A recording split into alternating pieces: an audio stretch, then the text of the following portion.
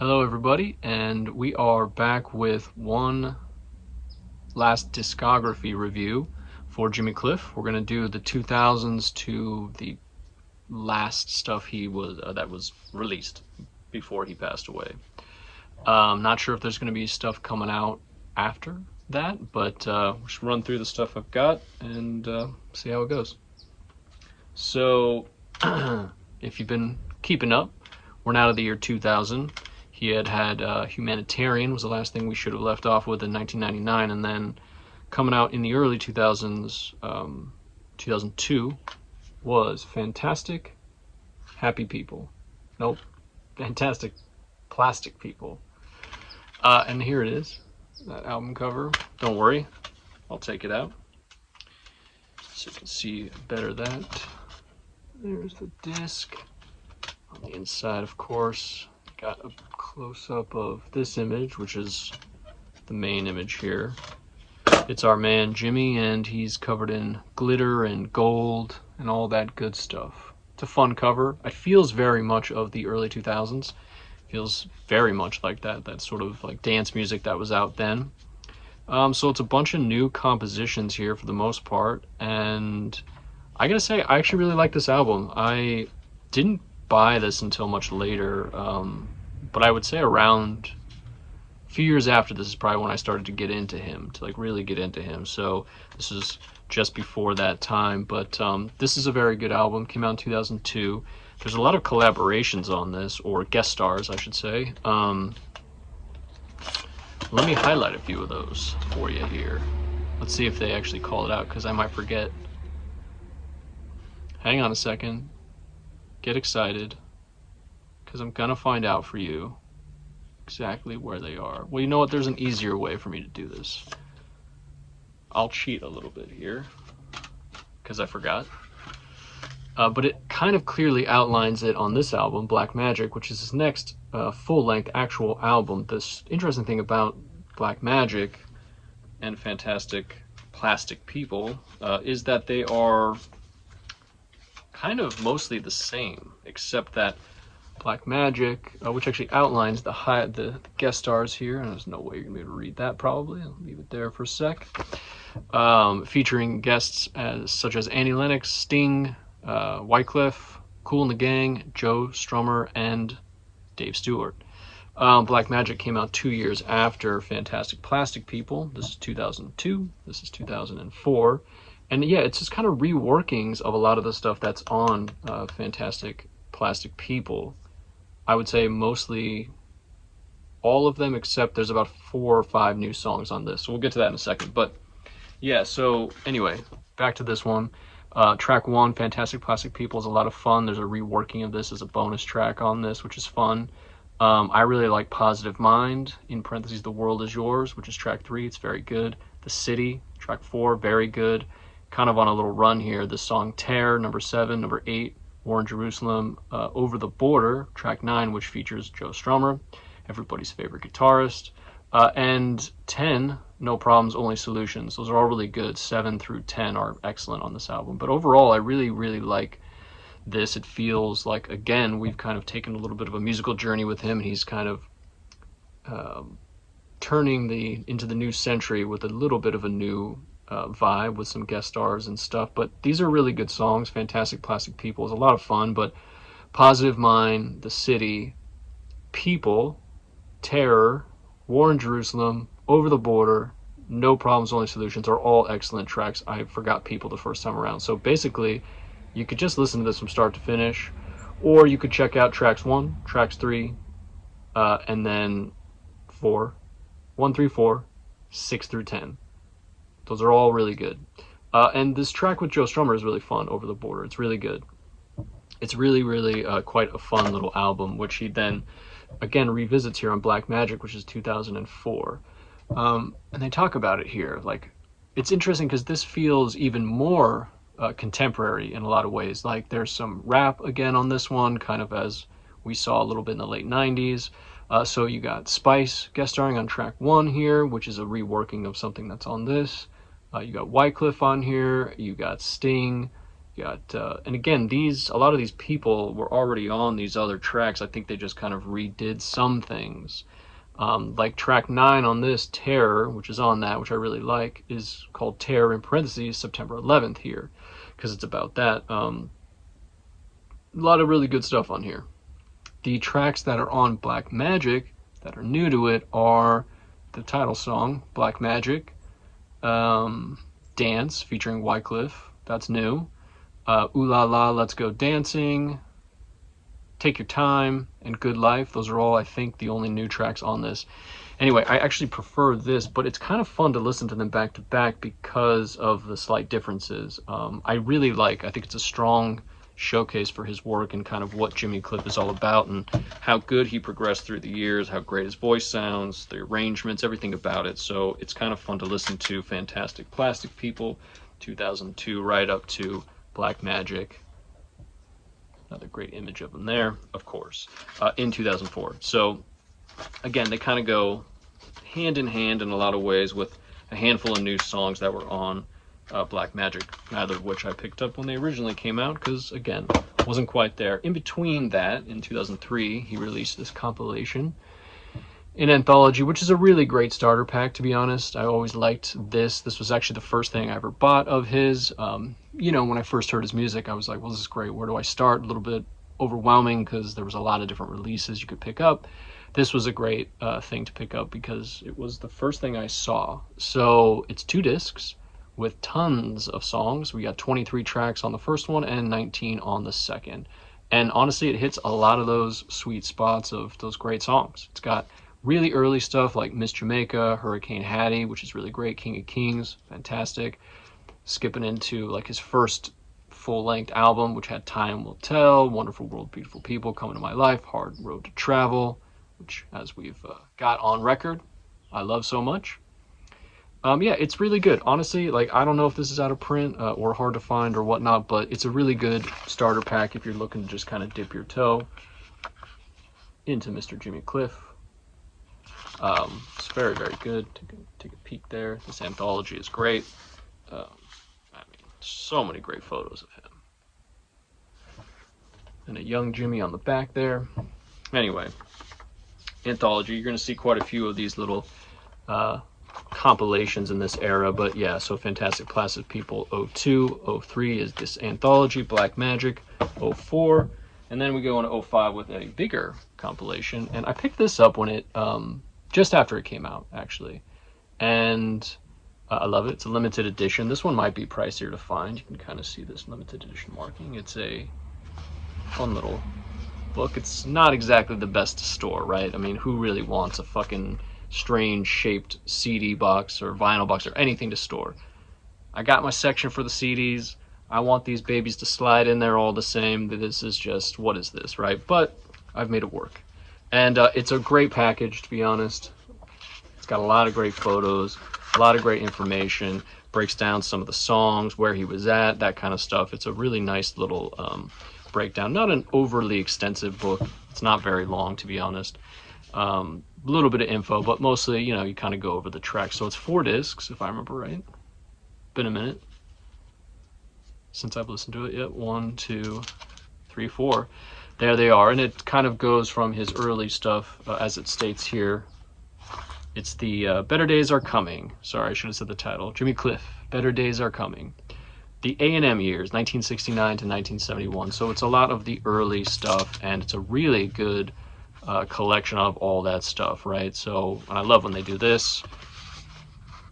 At the end there, they kind of break out his singles, his albums, all that kind of stuff. The UK, the Island UK singles, the US Island singles, all that kind of stuff, which I love. So yeah, disc 4 is, getting you up into the early 70s. Disc 1 starting all the way back in the late 60s. So it's very good.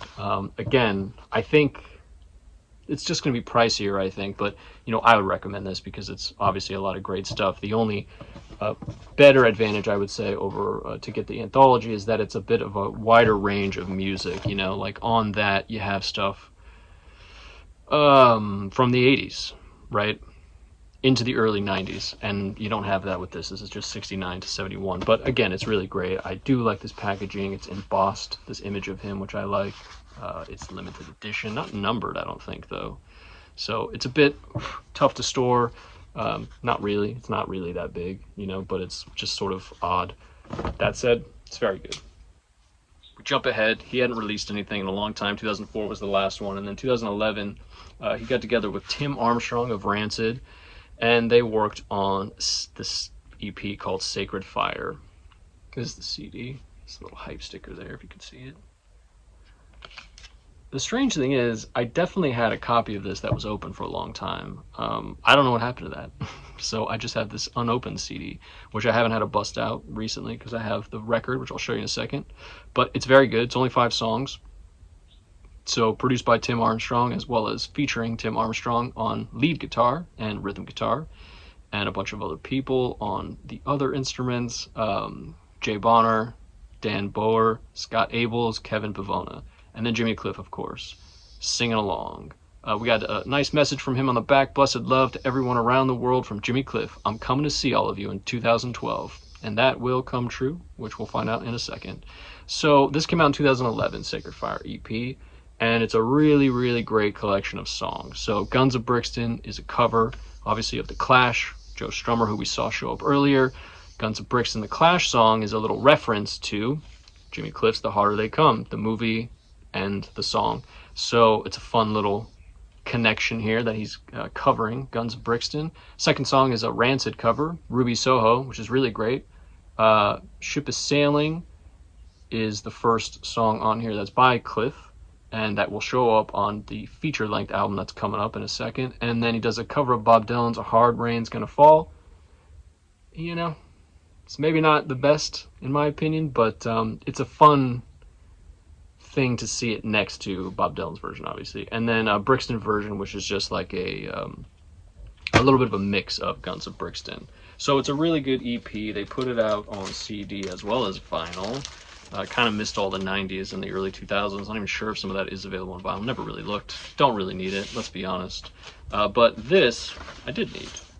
And it's a beautiful little 45 here. From Collective Sounds on yellow. I think there were 3 different colors you could get. Yellow, red, and green or something like that. I think this was just the one I happened to find, so I got it. You know, makes everything bigger. It's beautiful. It sounds great. It really sounds really good on vinyl. And did I count wrong, by the way? No. It just has 1 extra song on it is all. So this actually has World Upside Down, which is another song that we'll see on the next full-length album that he released in 2012. But in 2011 you could get this, and it's really good. Sounds great on vinyl. I think all 3 versions of this EP on vinyl are a little bit pricier, but you know, not impossible to find, and maybe not overly expensive. You know how it goes with vinyl. So yeah, Sacred Fire EP is great, and I bought that when it came out and was very excited because I was deep into him at the time. That sounds odd, but deep into his music at the time, and it's so good. So I was very excited to see that message about him coming out to see us all live in 2012, which did come true. The reason that was because he had worked with Tim Armstrong on that EP and this album, Rebirth. Oh yeah, I was going to say, I thought I had the CD. Rebirth. I'll show you the vinyl. It's bigger. It's better. So there you are. I mean, look at this. Look at him. Handsome devil. I think he was 63 or 64 when this came out. I think he was like 62 when he recorded, or 63 and 64 when it came out. I feel like that's right. So here this is. His first feature-length album in a long time, 2012, Rebirth. And this is, hands down, I would say maybe my favorite album by Jimmy Cliff. I really love it. It could just be that it hit me at the right time, and then I have a lot of fond memories of him during this time. It's hard to beat his first solo album, of course. That's so good, but this is kind of like, I mean, it's just, yeah, maybe this is my second favorite. We'll just say it's my second favorite after that first self-titled, but it's so good and really impressive to see kind of where he was at this time in his life. And, you know, you need to see all that. It's just a black vinyl, nothing fancy there. Nice little imagery of him there. It's really excellent, to be honest, from start to finish. I really like it, and again, you kind of see his evolution. When it came out, he said if I remember right, that the title Rebirth came from his rebirth, you know, his sort of musical rebirth and coming back into the public consciousness, and him kind of getting back in the writing game and recording and all that kind of stuff. Again, this was produced by Tim Armstrong. You got all the same players from the EP on this as well. Jimmy Cliff had written some of these songs prior to going into the studio. This one was recorded here in California. And yeah, so he had written a portion of these songs prior to coming to the studio here to record it in California at a couple different studios. And then he and Tim Armstrong wrote a couple of them and worked a couple of them out as well in the studio. So Rebirth is pretty banging from start to finish. I would say it's all good. Listen to the whole thing for sure. But if you're only going to pick some songs, I would say go with tracks 1, 2, 3, and 4. They're so good. It's a really great 1, 2, 3, 4 combo. Rolled Upside Down is excellent. It's a cover, and I can't remember. It's another reggae artist song. One More, which is an original, and it's so good. It's like a ska vibe. It's excellent. So good, One More. And then Cry No More is a beautiful song, one of his most beautiful tracks ever. And that's song 3. And then Children's Bread, track 4, also really good. Track 5, Bang, really like that. 6 is Guns of Brixton, which we saw on the Sacred Fire EP. Side 2 over here starts off with reggae music, which is excellent. Outsider, also really good. Rebel Rebel, really good. Not the Bowie song. Ruby Soho, again from the Sacred Fire EP. Blessed Love, Ship is Sailing, which is a very beautiful song. And then another version of One More. I'm telling you, it's so good, but really 1, 2, 3, and 4, it's just, that's such a great opening 4-song combo. It's excellent. Randomly, I was at a record store a long time ago now, and I found this there. I think that they had 2 copies of it. They actually wrote right there. This is a test pressing of Rebirth. It was very cheap. I saw 2 copies for the longest time, and now I regret not having both of them so I could gift it to somebody. Yeah, they had 2 copies for a long time, and I remember it very, very well. They first started at $49.99. Nobody bought them. A couple months later, they were $10 less. They ended up going out of $14.99, and I bought one of them. Stupidly, I should have bought both copies. What was I thinking?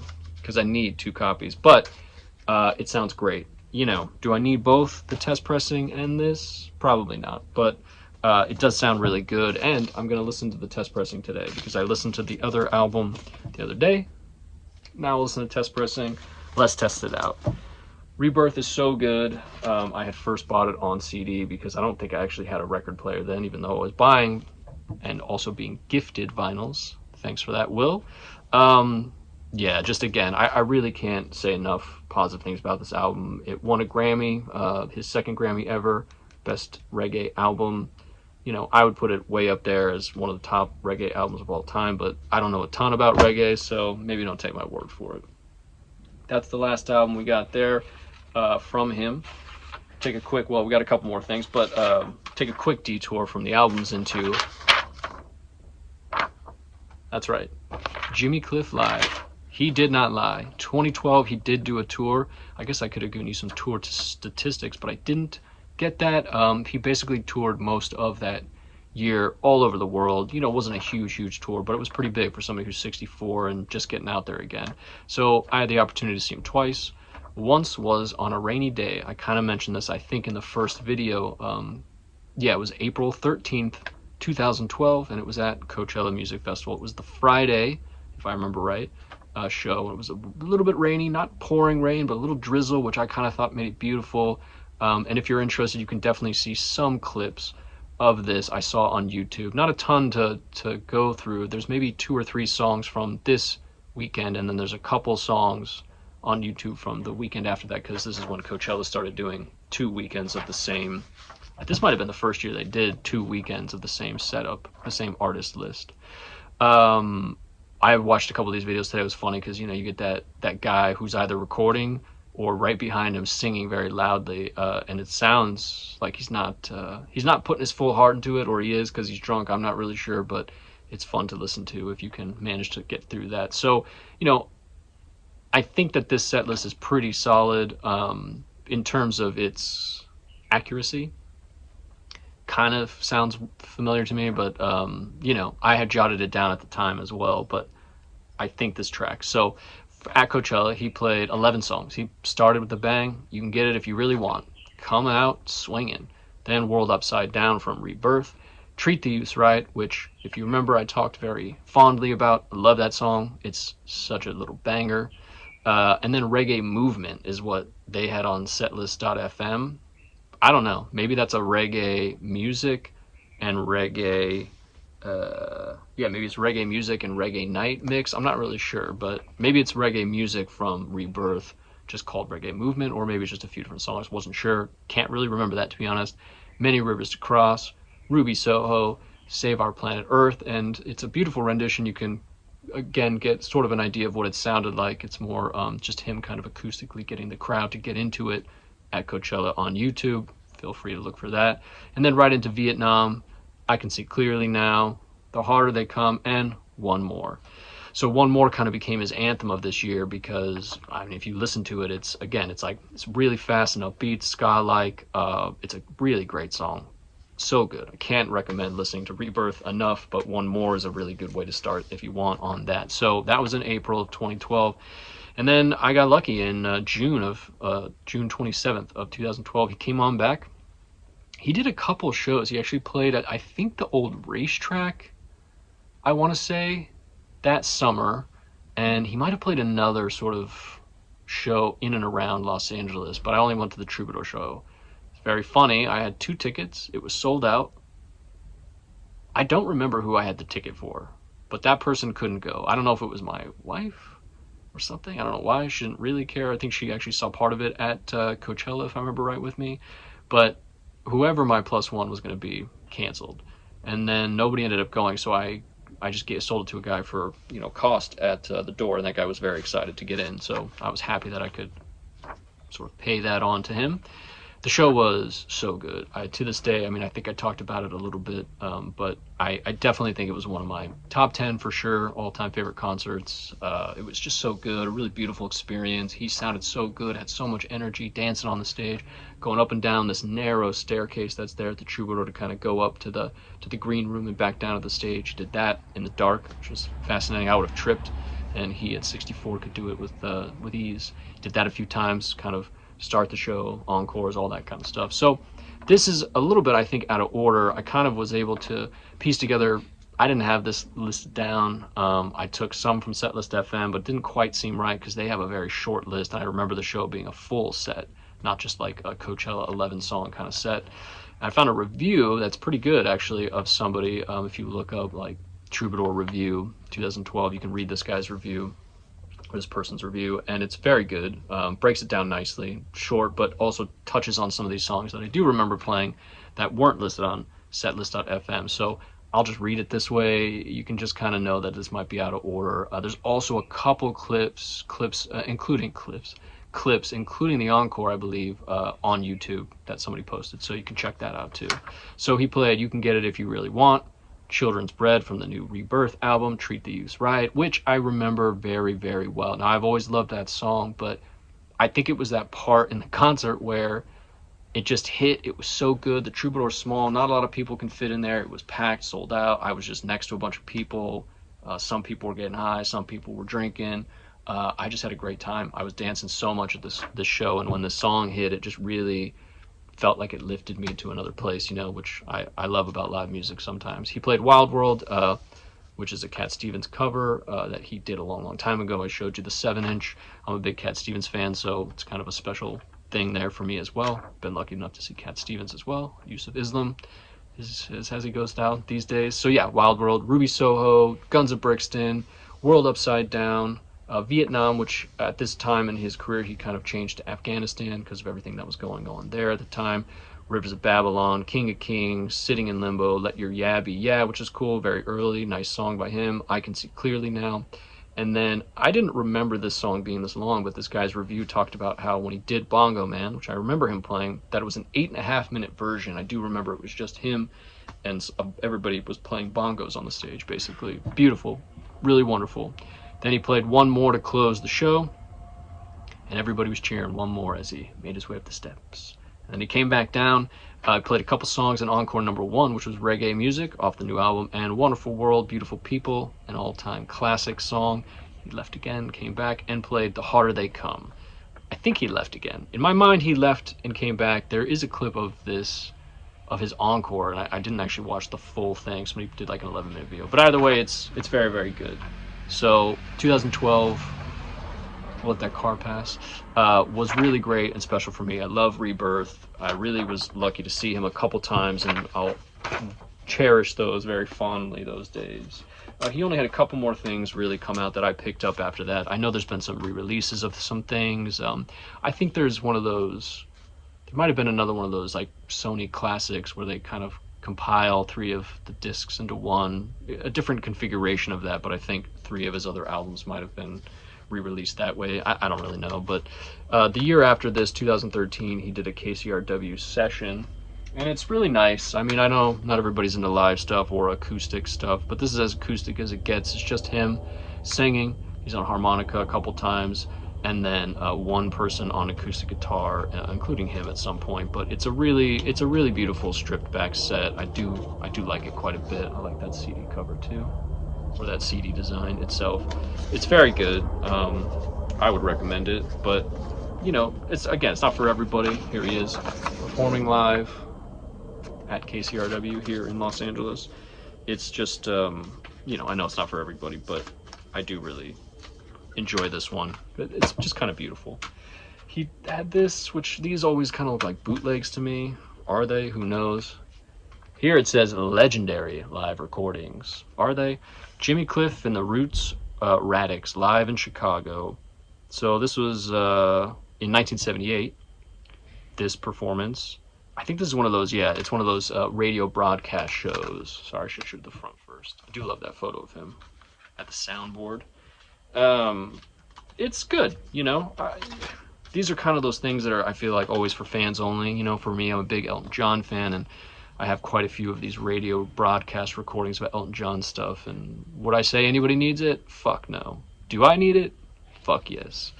So Jimmy Cliff, look at him there. Handsome man at the soundboard.